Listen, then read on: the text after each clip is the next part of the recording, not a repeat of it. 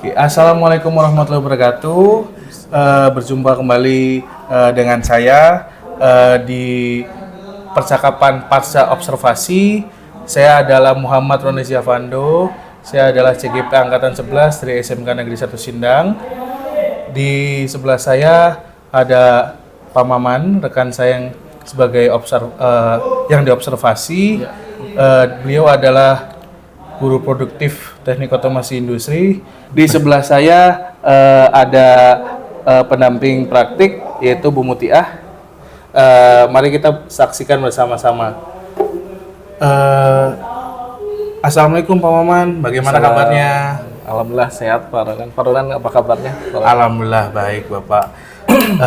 Oke, dalam kegiatan percakapan pas observasi kali ini Bapak, saya akan memberikan pertanyaan-pertanyaan kepada Bapak nih Pak ya.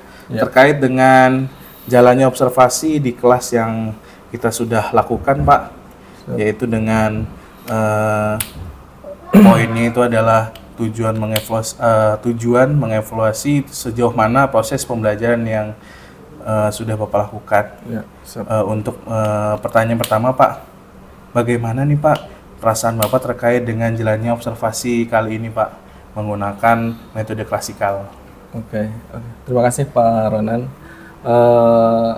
Kemarin kegiatan observasi ketika saya ngajar ya diobservasi oleh Pak Ronan, alhamdulillah berjalan lancar Pak. Walaupun memang ketika awalnya memang tidak biasa ketika ngajar, walaupun kita biasa mengajar guru, kemudian juga mungkin lancar-lancar saja, tapi ketika ada yang menonton, kita diobservasi sebagai bahan kesiapan kita, nah itu tegang dulu Pak, dan ya mungkin awalnya tegang, tapi berikutnya saya alhamdulillah bisa berjalan lancar, Pak. Baik, alhamdulillah ya Pak, berjalan dengan baik berarti ya.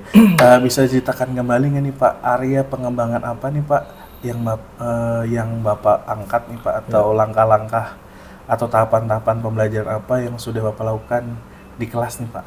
Ya. Area pengembangan kemarin ya seperti percakapan pra observasi sebelum observasi kemarin ya, area pengembangannya di pembelajaran saya ingin membuat pembelajaran yang nyaman bagi murid gitu Pak. Pembelajaran yang nyaman, kemudian juga membantu proses pembelajaran yang efektif itu seperti apa. Jadi memang kemarin kan jamnya tidak banyak ya, hanya 2 jam pelajaran, tapi saya upayakan langkah-langkahnya sesuai dengan modul ajar yang sudah saya buat, dan juga media pembelajarannya juga sudah mengakomodir dari semua kebutuhan siswa yang ada di kelas. Baik, jadi area pengembangannya itu area kenyamanan kelas, aktivitas, lalu serta asesmen umpan balik yang berjalan dengan baik ya Pak ya, sesuai dengan modul ajar dan media pembelajaran. Ya, betul Pak. Nah, sejauh mana nih Pak area pengembangan yang Bapak sebutkan tadi, apakah sudah berhasil dilakukan di dalam kelas atau belum nih Pak? Sudah dilakukan sih Pak, tapi memang masih banyak kekurangan atau belum maksimal kemarin pelaksanaannya. Baik, sesudah dilakukan tapi masih kurang, masih ada kekurangan ya Pak ya. Menurut Bapak nih Pak, apa kendala yang Bapak hadapi di dalam kelas tadi itu Pak? Kendalanya memang kemarin tidak semua siswanya masih ada beberapa aja yang siswa belum aktif. Jadi memang perlu stimulus yang lebih. Kadang kan tipe-tipe anak atau gaya belajar anak kan beda-beda. Nah itu mungkin tidak semua, sedikit yang kurang aktif gitu Pak sebetulnya. Oke, jadi kendalanya masih kurang aktifnya siswa ya Pak ya. Mungkin siswa masih menyalahkan teman-temannya. Ya betul. Dan mungkin masih belum berjalannya diferensiasi ya Pak ya. Ya betul. Oke, kira-kira nih Pak, menurut Bapak nih, mengapa hal itu bisa terjadi Pak? Siswa kurang aktif atau tidak mau ikut terlibat dalam kegiatan berkelompok seperti itu, kira-kira menurut Bapak tuh apa nih Pak? Mungkin karena pembagian kelompoknya ya tidak berdasarkan minat belajar siswa, sehingga anak dalam kelompoknya kurang paham dan kurang nyaman juga.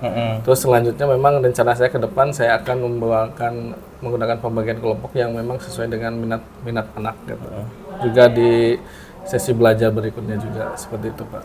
Baik, itu berarti rencana Bapak ke depannya Pak ya, agar pembelajaran di kelas Bapak semakin menyenangkan, lalu pembagian kelompoknya dengan sesuai dengan kenyamanan siswa ya Pak ya, dengan gaya belajar mungkin visual, auditori, kinestetik, atau intinya pembelajaran diferensiasinya dimulai di diterapkan ya Pak ya. Iya, Selanjutnya betul. mungkin dari segi KSE-nya mungkin Pak Oh iya. mungkin sedikit harus dioptimalisasi Oh iya, lagi guys. Pak. Iya, siap. Lalu luar biasa nih Pak, luar biasa. Kira-kira kapan nih Pak Bapak akan melakukan perubahan dengan rencana yang tadi Bapak sampaikan tadi nih Pak? Ya, insya Allah Pak, secepatnya ya mudah-mudahan di pembelajaran minggu depan bisa saya terapkan. Oke, baik Pak. Terima kasih banyak atas jawaban-jawabannya. Semoga rencana Bapak untuk upgrade ataupun perbaikan ke depannya terrealisasi dengan baik Pak. Ya, Pak. Saya tunggu cerita-cerita Bapak berikutnya. Siap. Mungkin Terima segitu kasih. saja Pak. Terima kasih banyak atas Sama-sama. waktunya.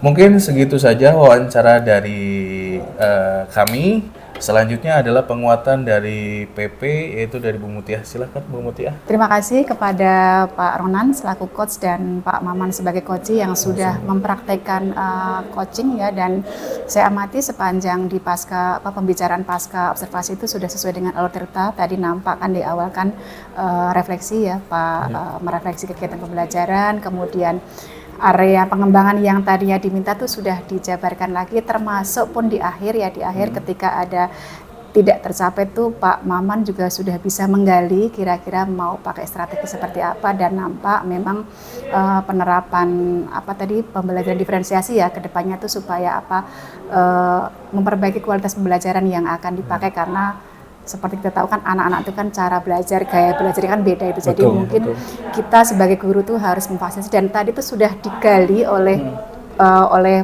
coach sendiri gitu. Jadi Pak Maman juga Pak Ronan juga tidak bermaksud menggurui, tapi memang meminta coach untuk menggali potensinya sendiri dan menyelesaikan permasalahan. Mudah-mudahan ke depan itu Bapak Ibu guru Bapak hebat itu akan terus memperbaiki kualitas pembelajaran sehingga memang berdampak pada pembelajaran di kelas bagi anak, dan terus saja endingnya prestasi anak akan meningkat. Itu saja mungkin yang saya sampaikan, dan terima kasih Pak Ronan, Pak Maman sudah mempraktekkan coaching dengan sangat baik.